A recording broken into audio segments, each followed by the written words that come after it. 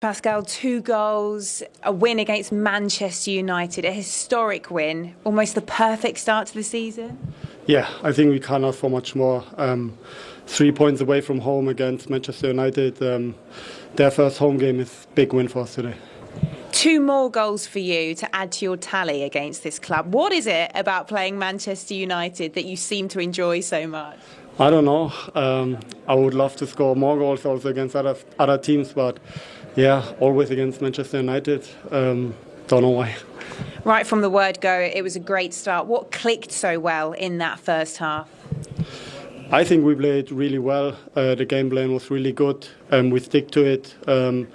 Away from home, I think played really well, had our chances and be clinical in front of goal. United's goal perhaps made the second half a little bit more uncomfortable. How do you think they were able to come back into the game? Yeah, it's always tough. Old Trafford, if you get a 2-1, the last 25 minutes are tough. You have to dig in, you have to defend as a team. There will be tough moments, and I think we did it as a unit so well today. And it's the second time you've done it in a matter of months. How does this win compare to the one at the Amex, the 4-0? Both nice, always good to win a football game against Manchester United. Both nice wins, great start into the season. We're really happy today. Yeah, and how excited are you now about what you might achieve this season as a club? No, it's the first 3 points. We're happy and we move forward. All right, well, congratulations. You are player of the match. Well deserved. Thank you very much. He enjoys playing against Manchester United, and they particularly enjoyed that first half, didn't they, Brighton?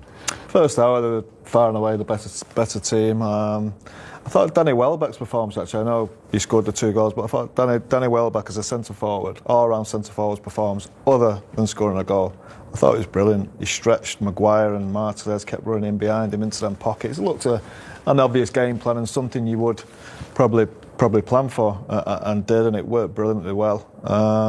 But no, they were good. Brighton were well worthy of the victory. I know United came into it the last 20 minutes, half an hour, which you'd always expect after scoring a goal, bringing Cristiano on.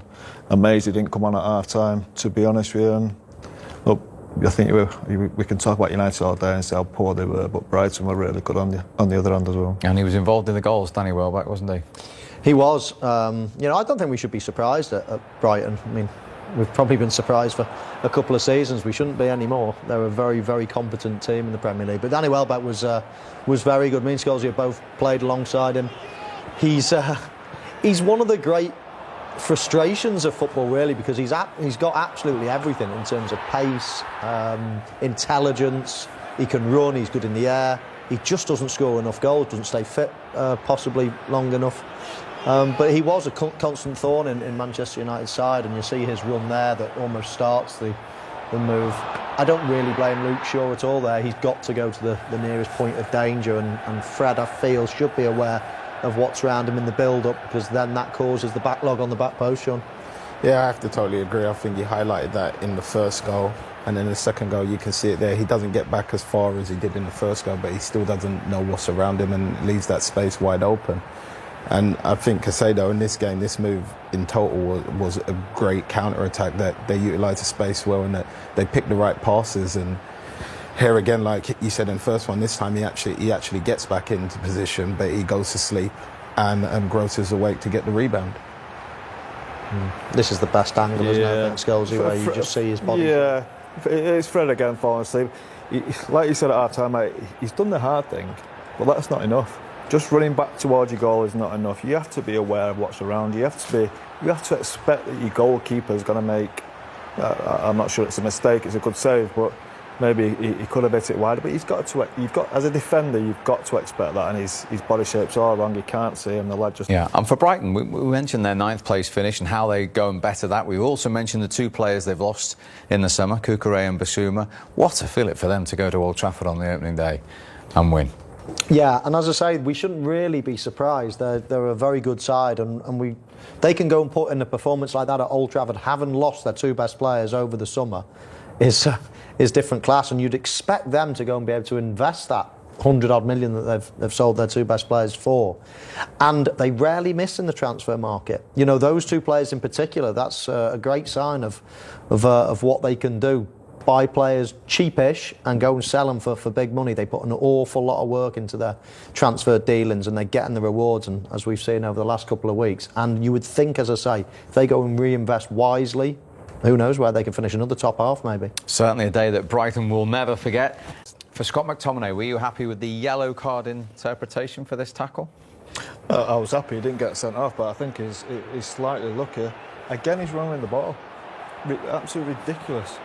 Running with the ball on this pitch on a dry day. And he does go over the top. You can argue it's a little bit of a on the side foot, but that could easily be a red card. Now, the quality of the player in the middle of the pitch is nowhere near good enough, but we've seen that for the last 2 years with these two players. Fred and McTominay together, he's going to have to go with one of them, and one of them's probably too much, because Fred has given the ball away every time. McTominay's running with the ball, constantly running with the ball, trying to dribble, gives the ball away. Pass the ball to your best players. It's not that difficult, Steve. Eriksen, Fernandes, great creative players. Rashford, Sancho run through. Really good players. Running with the ball, it's criminal on a day like today. It's criminal. Talking of Eriksen and Fernandes, what have you made of the way they've set up in front of them? Well, that was the big question, Steve, before the game, is who's going to play highest. Erik ten Hag said that he was going to play Eriksen higher up, but we've seen a lot of the time this situation, Eriksen dropping in and Bruno Fernandes running into the space he's leaving. It's a real nice movement they've got between them going, but it's never been picked out. Scholesy said, you know, the passing towards the front players has been non-existent. They're more interested in running with the ball, but you see it here. There's lots of occasions where Bruno Fernandes is actually using that pocket that Eriksen's running into to then fill the void. And again here, so he was getting a little bit frustrated towards the end. Not once was he found, but that's the combination play that we're looking for. And Scholesy mentioned it before the game. We thought that the wide player Scholesy might play actually inside and run into those from a diagonal point of view, run into the spaces that the lads are creating ahead. Yeah, exactly what we said. And for Fernandes to be the one to do it, it's not his strength. He's the one who drops into spaces, gets on the ball and plays them type of runs in. Even if the ball comes to him, he's not going to be able to run through anyway because somebody will probably catch him. It's your quick players. Fernandes, Eriksen, drop in, but then you, as I said, there's Sancho from the right-hand side, straight through, Rashford from that side, and they're the players that play the balls to these people. It's good runs, and I know what he's trying to do by getting the penetration, stretching the team, but he's just not that type of player. Well, very good memories for Brighton fans the last time these two met. I had to get that in there right at the start, just in case you didn't let me, Leanne. But now it is a first match in charge for Erik ten Hag at Manchester United. How optimistic are you, Owen, that he can turn things around at your former club? I like him. I like him. I think he says the right things, but, you know, the proof is in the pudding. You know, I think the biggest issue is the fact Manchester City and Liverpool, Chelsea, Tottenham, they're so strong. They're so far ahead in terms of their plan and the coaches and the recruitment. And Man United, look, they needed a big summer. They need a big window. And they need to, you know, make a big difference in terms of player recruitment. Hasn't really materialised. I think they've signed a very good manager. I just hope they give him time. There's no way they can be any worse than they were last year, where they probably had their worst season ever. But I like him. He's firm. You know, he doesn't take any rubbish. There was a lot of issues last season. I think he's going to fix that. And if you don't buy in, then you could probably be gone. I like that. But I just think it's going to be really difficult to get into the top four. The teams ahead of them are just too strong. As someone who supports Manchester United fiercely, Leanne, are you optimistic about the work that he can do? Is he the right man for the job long term? I think so. I mean, as I've said, I don't think it can get any worse. I think this is probably the first time, probably since I've ever supported Man United since I was 5, that people have not spoken about Manchester United qualifying for the Champions League.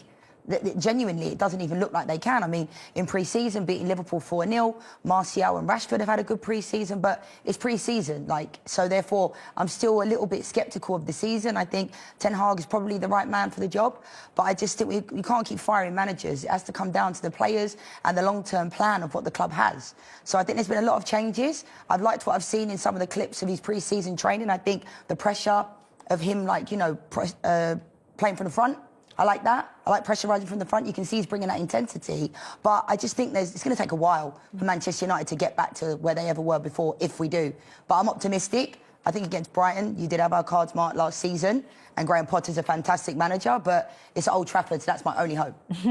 In terms of the players that you're mentioning there, Leanne, and signings, it's been quiet for Manchester United in this window. Christian Eriksen is obviously one of the players that has come to Old Trafford. Is he a player that Manchester United needed? Well, look, you could argue they're worse than they were last season. You know, you think about all the players that they lost. You know, they lost Cavani, and they lost Mata, and they lost Jesse Lingard. You know, I think they lost 6. Matic, they lost 6 players, and they've only really signed 3, 1 on a free. Eriksen's a good player. He's a good squad player. He's not going to play every game. Him and Bruno are in the same position. Malacia, I think the left back, he's good, talented young left back, talented boy. He'll push Luke Shaw. And Martinez, I think he's not the biggest profile as a centre back, but he's tough. He's hard as nails. He's got a good left foot, and I think the Man United fans are going to love him. But I think they need a little bit more, and that's probably one of the reasons why Cristiano, you know, he wants to leave, because he's 37. He's looking at the dressing room thinking, I don't have time for you guys to sort out upstairs. You know, getting the players in there. We need to push Man City and Liverpool. And Frankie de Jong, for example, it's been taking He'd be perfect for them, yeah. But it takes too long. Why does it seem like Manchester City and Liverpool can get players through the door when they want them? It seems like Manchester United, Frankie de Jong's been linked for the last 2 months, and it still might happen that he goes to Chelsea. And that's what they need. I mean, that's exactly what they need. Leanne's right. You know, that was the amazing thing about David Gill and Sir Alex Ferguson. They did the business, and they just announced the player, and then he was signed. And all of a sudden now, you know, they've been linked with for how long? Even Eriksen, though. And let's see now, Chelsea look like they might sneak in there. So you're better off just doing it really quietly and announce the players. But that's the quality you need. I'd rather not spend 30 million on a player that's going to be gone in a year's time. I'd rather you go spend, you know, 50, 60, 70 on a player that's going to make a difference. Liverpool did that brilliantly with Alisson and Van Dijk. That's what United need to do. They need to spend big on 1 or 2 guys and then go from there to there. What would you like to see happen with Cristiano Ronaldo then, Leanne? I'd like for him to stay. I mean, maybe it's because I'm being biased, but I also don't agree with keeping players that don't want to be at the club. Whatever, no one's bigger than the club, everybody says that, but that's the reality. Last year, a lot of people questioned, did he have a really good season? He still was a top goal scorer, still got the best player. It wasn't difficult to get the best player at Man United last season, but I still think he'll be a massive loss if he does leave, and I just can't believe it's taken, again, this long for it to be a situation, because I wanted Ten Hag to come in and just have a complete clean slate, and hopefully, I mean, it looks like he's going to stay. They're talking about him not being match fit, and Martial's obviously now out with an injury, so he could end up starting against Brighton, and I'm sure he'll start and play well and score. But there's a lot of people speak a lot about Cristiano Ronaldo, and he is held to a different standard. He is one of the best players ever, but everybody's always looking at what he's doing. They're talking about him leaving the game the other day along with other players. Everyone starts talking about that. This is Manchester United. We don't need to talk about that type of stuff. Ultimately, it comes down to winning, and that's what Manchester United need to get back to doing. What is a successful season for Manchester United this year then? I mean, top 4. I mean, that would be great. That would be a great season. If they finished 4th, I think they would have had a very good season. You know, you want to try and win one of the cups and have a good run. But Champions League would be brilliant. And you just look at Man City, Liverpool, Tottenham are going to be exceptional. Arsenal, I think, are going to be really good.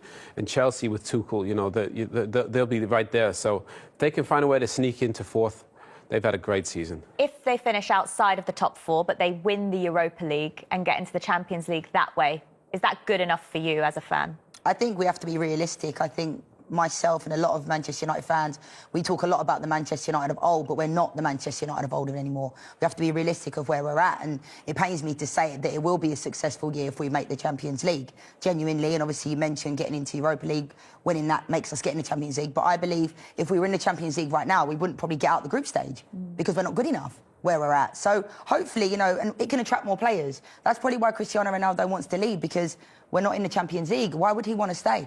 You know, he's coming towards the end of his career. Everything he's probably promised about what Manchester United was going to be hasn't been that way. At times last year, they weren't even trying, were they? You can handle, no one wants to lose, but they wasn't even running. Yeah. And that's not good enough.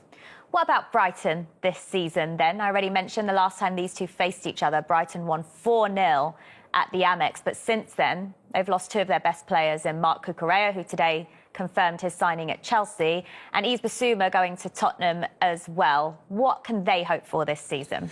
But look, they're bringing in 70 odd million, you know, or more, 85 million. Graham Potter is the best player / asset that they have at Brighton. They've got a lot of good players, but Graham Potter's the best one. And they're going to lose. Look, they're good players, both of those. I like them, both technically good players. They'll be replaced by Graham Potter, and the scouting has been exceptional. So I think for Graham Potter and Brighton, you know, they play great football.